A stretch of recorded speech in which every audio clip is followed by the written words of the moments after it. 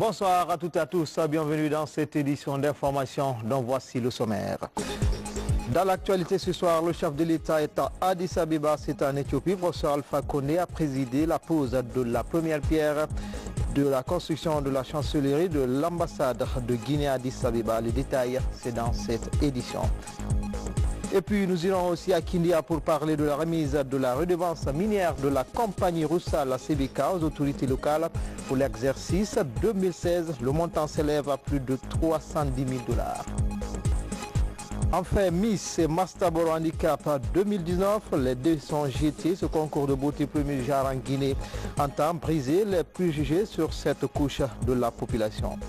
Voilà pour le sommaire. Encore une fois, bonsoir à toutes et à tous. Comme annoncé dans les titres, le chef de l'État a présidé ce matin à Addis Abeba la pose de la première pierre de construction de la chancellerie de l'ambassade de Guinée à Addis Abeba.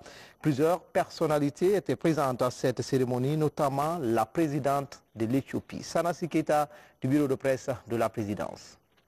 Vendredi 8 février 2019, Professeur Alpha Condé est en compagnie de la présidente de la République fédérale démocratique d'Éthiopie sur ce site. Un site de 2000 m² sur lequel doit être construit la chancellerie de l'ambassade de Guinée. Une action qui témoigne de la volonté résolue du chef de l'État à faire de la diplomatie guinéenne la vitrine du développement socio-économique et politique. La pose de cette première pierre s'inscrit pour nous en droite ligne et dans la continuation de toutes les actions que vous avez entreprises depuis votre avènement à la magistrature suprême de la Guinée. Pour toutes ces raisons, notre pays doit marquer sa présence dans cette capitale en y érigeant à son tour une vitrine de sa diplomatie qui a connu une impulsion robuste sous votre leadership éclairé. Derrière nous se dressent déjà plusieurs chancelleries, dont celle de l'Algérie, l'Afrique du Sud, l'Australie, le Canada, le Burkina Faso, la Gambie, la résidence du président de la Commission, etc. Et de cette place, située à l'intersection de deux grandes avenues, nous pouvons apercevoir l'immeuble de l'Union africaine. C'est que le gouvernement éthiopien nous a gratifié d'une position centrale. L'ambassadeur Gaoussou Touré s'est fortement réjoui de voir le président Alpha Condé en compagnie de la présidente de la République fédérale démocratique d'Éthiopie rehausser lui-même de sa présence cette cérémonie de pose de la première pierre de construction de la chancellerie de l'ambassade de Guinée à Addis Abeba. Monsieur le Président, au début de cette année 2019, notre ambassade est fière de vous voir poursuivre ces projets ici à Addis Abeba, capitale de l'Union africaine.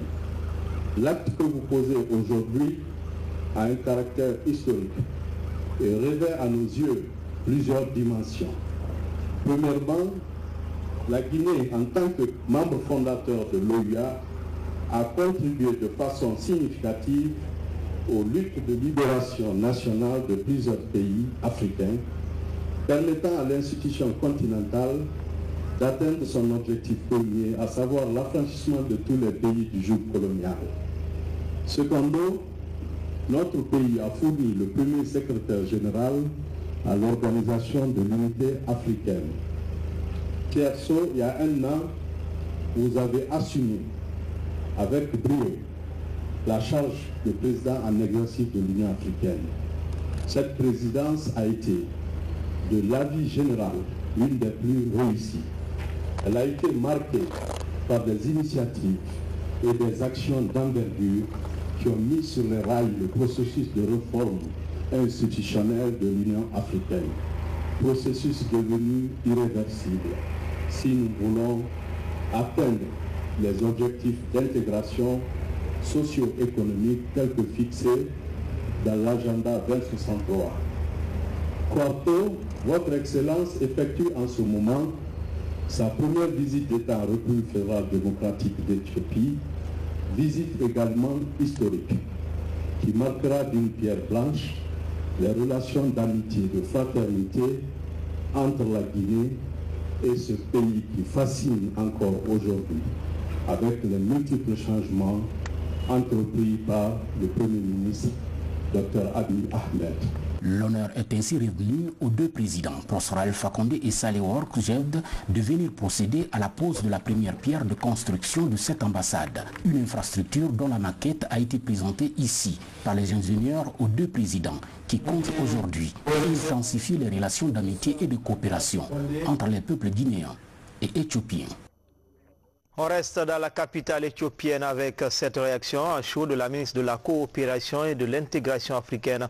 La Guinée vient de signer des accords de coopération avec l'Éthiopie, 6 au total.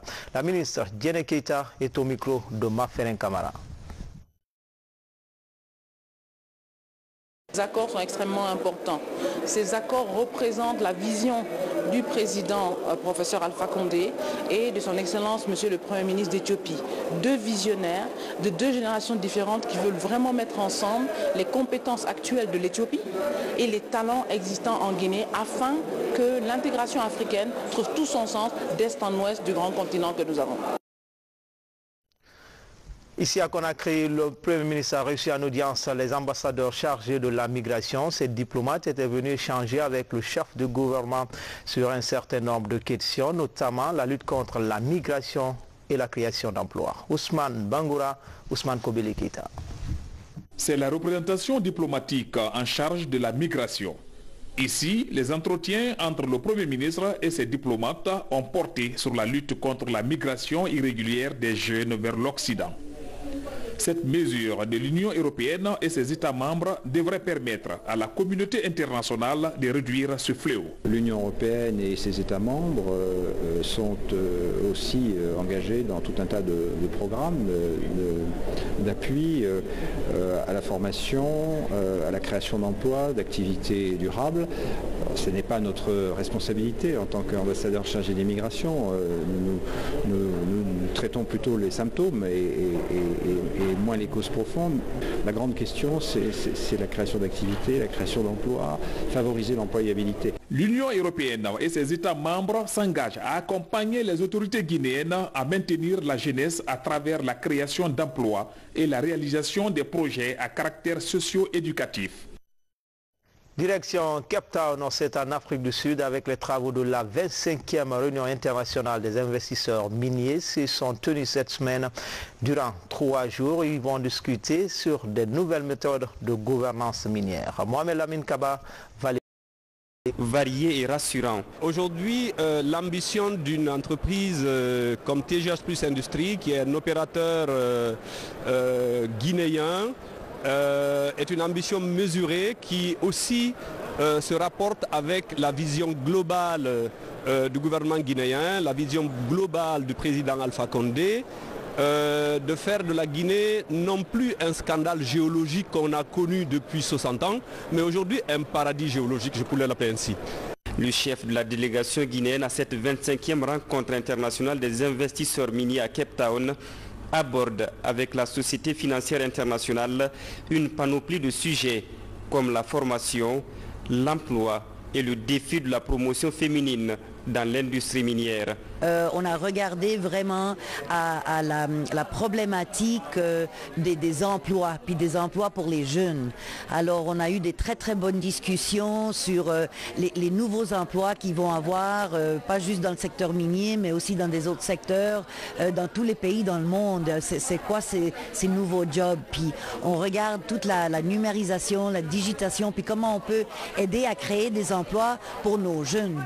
Avec les hommes d'affaires et les dirigeants au niveau mondial des sociétés minières présentes dans notre pays, il a surtout été question de privilégier le développement à multiples usages, avec pour exemple l'agrobusiness. Nous avons rencontré tous les autres acteurs, les partenaires techniques et financiers, les ONG internationales, les représentants d'autres pays, dont des pays africains, avec lesquels nous avons discuté du partage d'expériences et du renforcement de notre partenariat commun pour pouvoir faire avancer le développement minier en Guinée, surtout en ce qui concerne les questions d'impact environnemental, social et économique. Plusieurs insuffisances sont à corriger, notamment celles liées à la gestion environnementale et sociale L'objectif est d'arriver à une croissance minière plus responsable pour un développement durable en Guinée. À Kindia, la compagnie Rusal, la CBK, s'acquitte de la redevance minière au titre de l'année 2016. Le montant s'élève à plus de 310 000 $. L'objectif est d'appuyer le développement local dans cette préfecture qui abrite la mine de cette compagnie. Abdoulaye Ningelande Diallo, Mohamed De Camara. Des mains du directeur général du Rusal CBK, le préfet de Kindia reçoit cette pancarte. Sur elle est représenté le chèque de 318 590 $ américains. Ce montant se trouve déjà sur les comptes des communes de Kindia depuis décembre 2018. Il est destiné au soutien du plan de développement local de cette préfecture. Nous sommes fiers de dire que grâce aux multiples contributions de la CBK, les différentes contraintes liées au développement des collectivités locales sont en train d'être levées. Au titre du paiement de cet exercice, assez d'actions à la dimension des quotes-parts sont déjà envisagées par nos conseils. À travers le fonds de contribution au développement local, plusieurs collectivités de Kindia ont changé de visage. Depuis sa création, la compagnie s'est beaucoup illustrée dans l'amélioration des conditions de vie des populations à travers la construction des infrastructures sociales de base. Dans la région de Kindia, la CBK a réalisé des dizaines de projets sociaux visant à améliorer la vie des simples Guinéens. Des nouvelles écoles, des centres médicaux ont apparu dans des villages. Des églises et des mosquées ont été construites. De l'électricité a été installée dans des centaines de maisons. Le volume total des investissements de la CBK dans les projets sociaux en Guinée s'élève à 7 millions de $ américains. Les autorités administratives et communales ont dit leur détermination pour une gestion judicieuse de ce fonds pour le bien-être des collectivités. Elle s'engage également à œuvrer pour le renforcement du partenariat entre la Fédération de la Russie et notre pays, la Guinée. Bientôt un parc national au moins Bafing pour la protection des primates situé à cheval entre 5 préfectures de la Moyenne et Haute-Guinée. La zone abrite la plus grande population de primates de la sous-région ouest-africaine. Le processus de création du parc est déjà en cours à Conakry. Explication, Bausman. Le processus de création du parc national du Moyen-Bafing suit son cours. Ici, ces cadres guinéens échangent avec des experts venus de plusieurs pays sur la validation d'un plan d'action pour la conservation des chimpanzés en Guinée. C'est une initiative du Comité national pour la compensation des impacts sur la biodiversité et les écosystèmes. Nous avons expérimenté chez nous avec une certaine réussite la mise en place d'une agence nationale chargée de la gestion du réseau des parcs nationaux et réserves naturelles, ainsi que la mise en place d'une fondation dédiée au financement de la gestion des parcs nationaux et réserves naturelles. Et nous avons discuté avec nos collègues de la Guinée des opportunités qu'ils ont ici à expérimenter ce type de gouvernance. Il fallait amener, en tout cas, tous les pays ou toutes les capacités qui ont des expériences à ce niveau pour que ceux-ci-là puissent, disons, exposer leur expérience pour que notre pays puisse tirer des leçons de ces expériences, pour que notre processus puisse aboutir ici à terme pour la conservation de la biodiversité chez nous. Au cours des débats, des thématiques relatives à l'adéquation pour la Guinée des mécanismes de financement durable sont mises en exergue. Nous faisons partie d'un processus de compensation écologique qui est piloté par le gouvernement mais également par la Société financière internationale et nous devons répondre à leurs standards environnementaux et sociaux, ce qui implique un consentement libre et éclairé des populations et des études environnementales, démographiques et socio-économiques. La création du parc national du Moyen-Bafing est un projet novateur qui est une première sur le continent. Cette zone qui se situe entre 5 préfectures de la Moyenne et Haute-Guinée abrite la plus grande population des chimpanzés de l'Afrique de l'Ouest, soit 12% de la population mondiale des primates. Le biogaz, un projet promoteur dont les résultats sont déjà visibles à travers la mise en place des biodigesteurs. La coupe du bois et la carbonisation sont sur le point de baisser dans les zones touchées par le projet. Ici à Conakry, le comité de pilotage du projet s'est réuni pour faire le bilan des actions menées sur le terrain. Mamadou Alpha Baldé, Robert Bangoura. Face à la forte pression humaine sur les ressources forestières à travers la carbonisation et la coupe du bois de chauffe par exemple, la promotion du biogaz se pose comme une alternative prometteuse. Aujourd'hui, environ 850 ménages bénéficient de 2000 biodigesteurs pour la cuisine et l'éclairage à l'intérieur du pays. L'utilisation du charbon de bois, du bois de chauffe, entraîne la dégradation du couvert forestier. Et vous savez que le couvert forestier, la Guinée fait partie des 3 ou 4 grands pays à travers le monde qui ont encore une couverture forestière de plus de 20%, donc qui permet de dire que c'est des pays qui ont une bonne capacité de séquestration des émissions de gaz à effet de serre. Donc, promouvoir le biogaz, c'est éviter la pression anthropique sur les ressources ligneuses, c'est maintenir le potentiel de séquestration des gaz à effet de serre de la Guinée et c'est mettre la Guinée vers une perspective ou du moins une trajectoire de développement pour une économie verte. Alimenté principalement à base de bouse de vache, la création d'un marché du biogaz se concrétise progressivement dans le pays. Le comité de pilotage du projet se réunit pour faire le bilan et se projeter pour la nouvelle année. À côté d'un biodigesteur, nous avons non seulement du compost pour l'agriculture, qui remplace du compost bio qui remplace les engrais minéraux, mais aussi nous avons des étangs de poissons pour permettre effectivement d'améliorer la sécurité alimentaire. Aujourd'hui, nos enfants ne cherchent pas de bois en brousse pour la cuisson. Plus on a une ampoule pour l'éclairage, même si les enfants veulent le réviser, on peut allumer l'ampoule, ils peuvent réviser là-bas. Porté par le département en charge de la protection de l'environnement, la pérennisation et l'élargissement du programme sont souhaités. Je mesure à sa juste valeur l'importance que vous attachez au secteur de l'environnement et de la nécessité de sa préservation pour la survie de l'humanité, particulièrement des populations les plus pauvres qui tirent leurs moyens de subsistance des ressources naturelles exposées à une pression anthropique. Lamine Sana Kamara, il est correspondant de la presse militaire.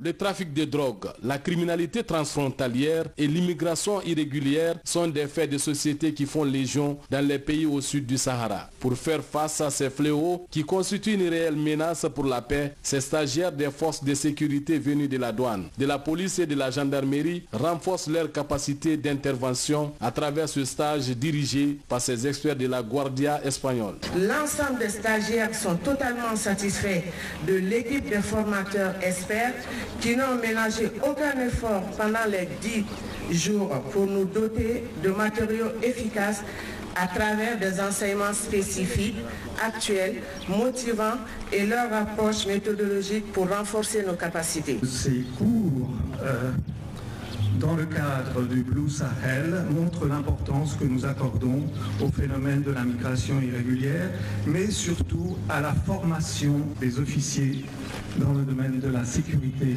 en Guinée. Et je suis particulièrement heureux que dans ce cours se trouvent rassemblés les 3 corps des douanes, de la gendarmerie et de la police.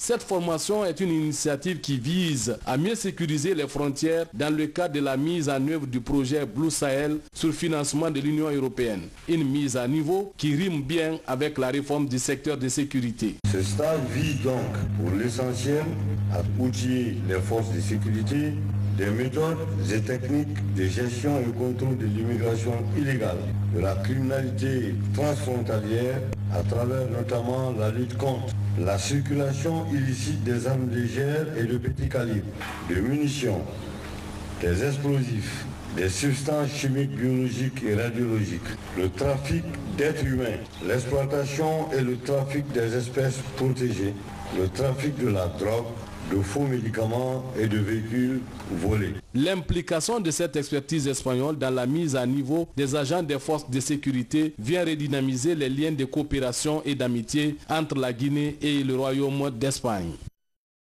2 présumés fausseurs viennent de tomber dans les filets de la police de l'aéroport de Conakry de nationalité léonaise.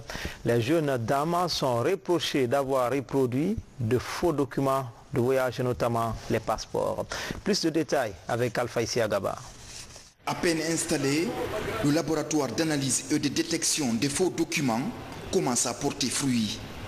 2 jeunes dames présumées faussaires de nationalité léonaise viennent d'être appréhendées par la police de l'aéroport international de Conakry. Sur elles, des faux passeports ivoiriens en partance pour Koweït via Conakry comme point de départ. Il s'agit des passeports ivoiriens qui ont été utilisés par les CIGE léonais sur le territoire guinéen. Voilà la complexité de cette problématique. Donc, face à cela, il est question que la Guinée, qui est étant le pays où ils ont voulu prendre le départ pour aller, donc à chaque fois dans les comptabilités des polices aux frontières, lorsque ces individus sont retournés, on les retourne qu'en Guinée. On va faire croire à l'opinion nationale et internationale que ce sont des Guinéens. C'est pourquoi, en matière de l'immigration, c'est le pays de provenance qui est important. Celui qui lui a donné ce passeport,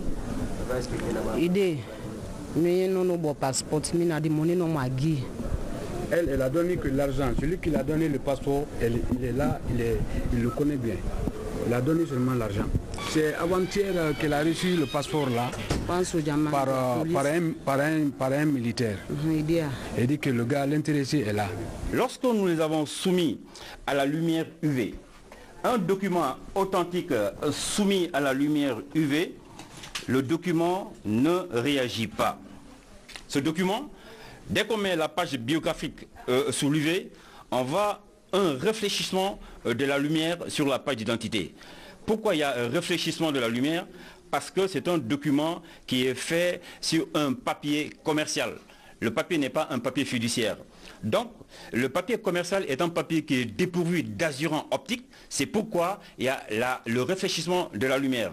C'est la première expérience après l'installation de ce laboratoire d'analyse et de détection de faux documents. Les services de sécurité de l'aéroport Bessia se disent déterminés à barrer la route à tout faussaire. En attendant, ces présumés faussaires sont toutes mises à la disposition de la justice où elles seront entendues très prochainement. Espace santé pour donner un nouvel élan au secteur de la santé en 2019. La Guinée vient de se doter d'un nouveau plan opérationnel. Son élaboration s'est écoulée pendant 3 jours avec en priorité offrir des soins de santé à la population. Les résultats avec Samara Tono. Pour impulser une nouvelle dynamique au secteur de la santé en 2019, les acteurs des structures centralisées et décentralisées se retrouvent. Avec leurs partenaires techniques et financiers, ils discutent des acquis de 2018 et des défis à relever. Premier objectif visait à partager le bilan du ministère de la Santé au cours de l'année 2018. Deuxième objectif visait à partager les plans d'action établis par les différents services aux différents niveaux du ministère de la Santé pour l'année 2019. Et le troisième, c'est faire signer les contrats de performance par les services déconcentrés du ministère de la Santé avec le cabinet du ministre de la Santé. Cette retraite est l'occasion pour ces professionnels de santé de présenter chacun les résultats des prestations de services de sa localité. Des indicateurs qui montrent des avancées, surtout en termes de couverture vaccinale contre certaines maladies. Le cas du district sanitaire de l'Abbé a été cité comme modèle de réussite. Si je prends l'exemple de la campagne nationale de lutte contre la poliomyélite qui vient de se passer, la région de l'Abbé a été la seule où on n'a pas organisé les détours parce que toute la région était au vert. Ça, c'est déjà une avancée. Parlant de la prise en charge du paludisme, vous constatez avec nous aussi la prévalence du paludisme a nettement diminué dans la région de l'Abbé. Nous étions à 42%. Aujourd'hui, nous sommes à 15% de la prévalence. du taux de paludisme. Au terme des travaux, un nouveau plan opérationnel est élaboré pour un système de santé plus performant. En 2019, il a été décidé d'élaborer des lettres de mission par structure, aussi bien au niveau régional qu'au niveau préfectoral. Et il a été demandé à chaque direction préfectorale de signer aussi des contrats avec les structures chargées de la mise en œuvre qui vont porter essentiellement sur deux parties. La première, c'est les activités à réaliser. La deuxième, c'est le niveau de changement des indicateurs. Et chaque 3 mois, des équipes du niveau central vont se rendre sur le terrain pour voir dans quelle mesure les objectifs contractuels ont été atteints ou non. Pour atteindre ces objectifs, le nouveau plan opérationnel 2019 est remis aux inspecteurs régionaux de santé. Ils devront veiller à l'application de tous les points contenus dans ces documents. Éducation, avec ce rapport d'état du système éducatif guinéen, l'étude a été présentée ce vendredi au gouvernement et aux partenaires techniques et financiers. Le rapport fait état des acquis et des défis à combler pour redorer le blason de l'école guinéenne. Bernard Tonguino, Aboubakar Sidiki Souma. Devant les ministres en charge de l'école guinéenne, les partenaires techniques et financiers, le rapport d'état du système éducatif national est déroulé. Un travail de plusieurs mois effectué par une équipe technique composée d'experts nationaux et internationaux. Si le rapport révèle quelques acquis enregistrés, notamment la croissance du taux de scolarisation, il dévoile en revanche de nombreuses insuffisances, notamment la mauvaise qualité de la formation dispensée et surtout son inadéquation aux besoins du marché de l'emploi. Je cite premièrement la nécessité de l'expansion de l'éducation de base qui ne l'est pas actuellement dans notre pays. Ensuite, un autre défi qui est assez important et qui a été touché du doigt par le rapport, c'est la nécessité, n'est-ce pas, de l'expansion de la formation professionnelle et technique. Autre défi enregistré par le rapport, le taux élevé d'abandon scolaire, surtout chez les jeunes filles. Un enfant sur 3 quitte les bancs avant la fin du cycle primaire. À cela s'ajoute le manque d'arbitrage efficace dans l'allocation des budgets entre les différents ministères en charge du système éducatif. L'action des partenaires et celle de l'État s'avère urgente pour l'atteinte des objectifs du programme décennal de l'éducation à l'horizon 2030. Le plus important pour les partenaires techniques et financiers, c'est d'être aux côtés des communautés, d'être aux côtés du peuple de Guinée et d'être aux côtés du gouvernement. Au-delà de ce diagnostic qui vient d'être fait, c'est de pouvoir accompagner le gouvernement sur le plan technique, sur le plan financier, accompagner les différentes communautés et faire en sorte que tous les enfants de Guinée puissent avoir accès à l'école.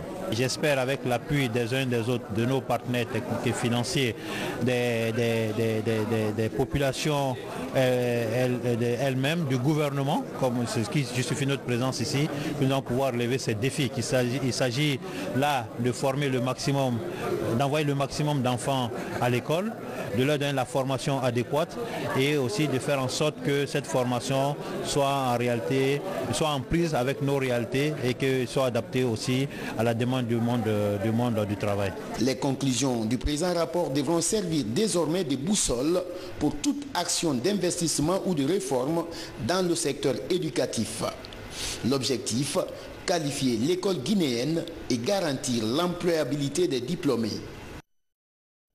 À l'Abbé, l'Institut d'Ara Étoile, situé dans le quartier Ndiolou, vient de mettre sur le marché de l'emploi une cinquantaine de diplômes venus de plusieurs filières. Ils ont reçu leur diplôme. L'événement a connu la présence des autorités administratives et responsables de l'enseignement. Comptabilité, gestion, agent technique de santé, infirmerie d'État.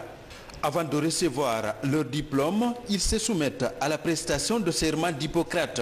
Je m'engage solennellement devant Dieu et en présence de cette assemblée à mener une vie intègre et à remplir fidèlement les devoirs de ma profession. Je m'abstiendrai de toute pratique délictueuse ou malfaisante. Je ne prendrai ou n'administrerai volontairement aucun remède dangereux. de mon service me ferait éventuellement connaître. J'aiderai de mon mieux le médecin dans son travail et je me dévouerai au bien-être de ceux qui sont ici à ma table. Vous venez de franchir avec succès le cap de la formation. Vous devez commencer immédiatement à affronter les énormes défis de la vie professionnelle. Ne vous laissez pas emporter par la fatalité, la paresse, le manque d'objectifs et de vision. Levez-vous, frappez à toutes les portes d'emploi, sollicitez des stages, voire des engagements, des emplois. Valorisez vos diplômes et vos compétences. Cette sortie est l'aboutissement de 3 ans de formation. Autorités administratives, encadreurs et autres parents sont venus pour marquer l'événement. Grâce aux efforts conjugués de nos parents, de nos professeurs, du personnel d'encadrement et des autorités de DEL, nous voilà aujourd'hui à la fin de notre formation initiale, couronnée par l'obtention de nos diplômes. Soyez-en remerciés. Je sais que l'application de ces acquis de la formation apportera un changement positif dans le développement de notre pays. Nos chers sortants, comme vous vous lancez à partir de l'instant dans le monde du travail, je vous prie de vous revêtir de la transparence dans toutes nos transactions. Menez une vie plus simple. Rappelez-vous de vos éthiques et ne blâmez jamais la dignité du labeur. Créé en 2008, l'Institut d'art étoile de la Baie a commencé avec 13 étudiants. Aujourd'hui, l'institution compte environ 1000 apprenants. Il a déjà mis sur le marché de l'emploi plusieurs centaines de diplômés. Enfin, culture, beauté, ils sont handicapés, mais ils ne comptent pas vivre en marge de la société. C'est pourquoi ils se préparent à participer au concours Miss et Master Handicap 2019. Dans sa première édition, ce rendez-vous de la beauté physique et intellectuelle des personnes vivant avec un handicap a pour objectif de briser les préjugés sur cette couche de la population. Mabintila Issouma. Le sourire, le feeling, l'énergie, une confiance inébranlable et pas le moindre complexe.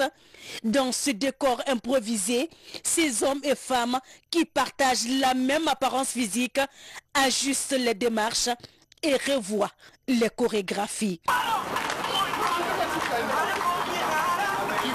Munis de béquilles ou en fauteuil roulant, Bilgissa et ses camarades veulent prouver qu'être handicapé n'est pas une fatalité. Au fait, on veut faire valoir la beauté handicapée. On veut faire valoir à tout le monde, à tous les Guinéens, que même en étant handicapé, on est capable, on peut, on n'est pas à négliger. Les handicapés aussi peuvent faire quelque chose. Ils peuvent se mouvoir comme eux aussi le font. Être beau et sexy, se rendre sexy devant les gens. Ils peuvent aussi convaincre les filles comme les autres le font.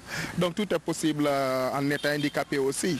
Miss et Master Handicap est un concours de beauté physique et corporelle qui crée l'émulation, mais aussi la cohésion entre les personnes vivant avec un handicap. Ce concours est un moyen de lutter contre les préjugés sur cette couche de la population. On remarque que le bon nombre de personnes en situation de handicap n'arrivent pas à accepter leur handicap. Donc c'est pour briser la glace, pour que vraiment qu'ils vivent avec leur handicap sans complexe. Elles ont bien bossé, on a bossé pendant au moins 2 semaines et je crois que demain elles vont nous offrir un très beau spectacle et j'espère qu'elles ont retenu tous les conseils que je leur ai donnés et si elles font tout comme on s'est dit, ça va bien se passer. Initié par l'Organisation de secours aux handicapés de Guinée, en collaboration avec le Comité national paralympique, Miss et Master Handicap est une distinction unique. Le verdict sera connu ce samedi 9 février au Palais du Peuple. Les lauréats seront des ambassadeurs. Ils aideront à sensibiliser l'opinion pour le bien-être des personnes victimes d'handicap. C'était tout pour cette édition d'information. Tout le plaisir a été pour moi de vous servir. À demain, même heure, même chaîne, avec toujours le même plaisir.